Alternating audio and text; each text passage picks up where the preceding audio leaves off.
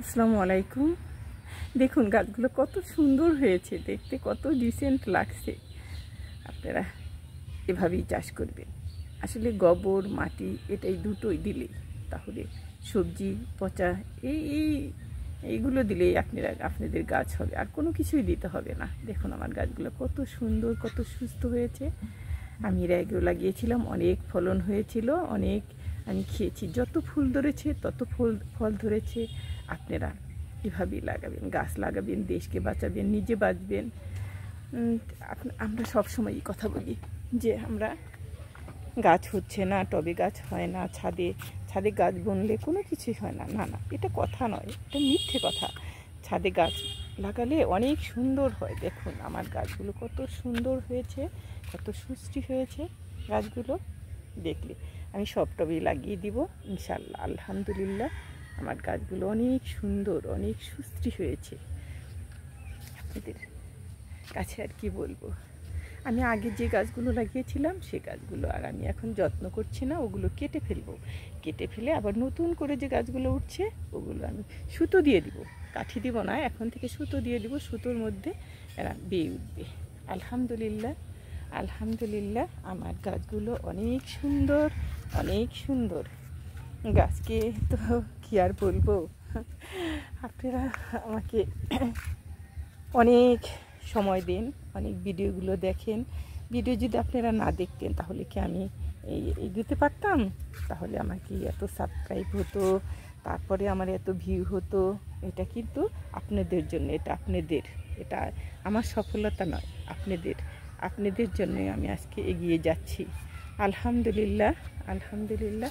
গাছগুলোকে আমি আসলে ঈদ আসছিল, ঈদের মধ্যে তো কোনো লোকজন পাওয়া যায়নি, সেজন্য আমি এখন গাছের পিছেই থাকবো। বাসায় কিছু কাজ করব আর গাছের পিছে সারাক্ষণ লেগে থাকবো। ওদের কি দরকার?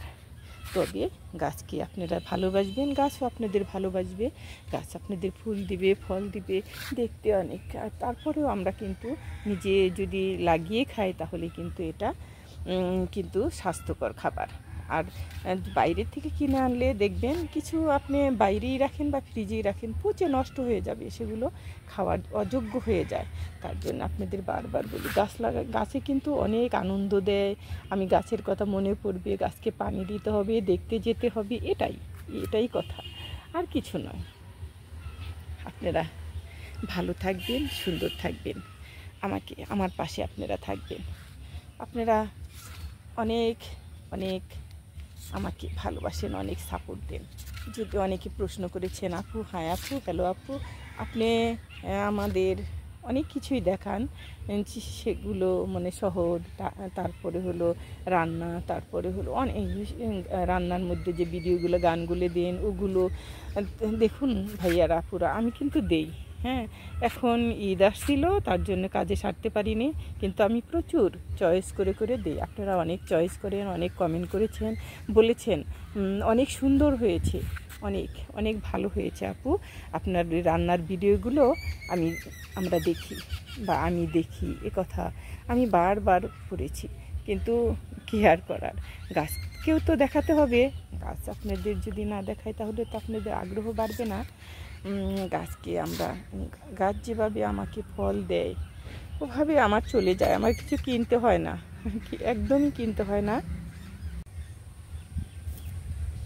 দেখুন কত সুন্দর ধুন্দুল ধরেছে, দেখেছেন?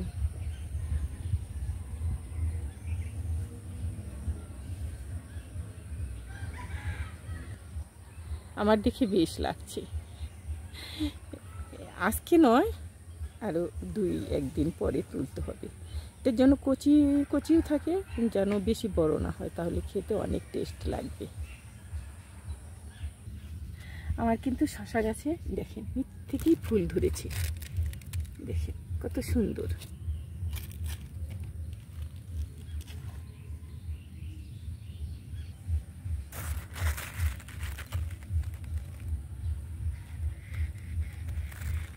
ভালো থাকবেন, সুন্দর থাকবেন, আমার ভিডিওগুলো দেখবেন।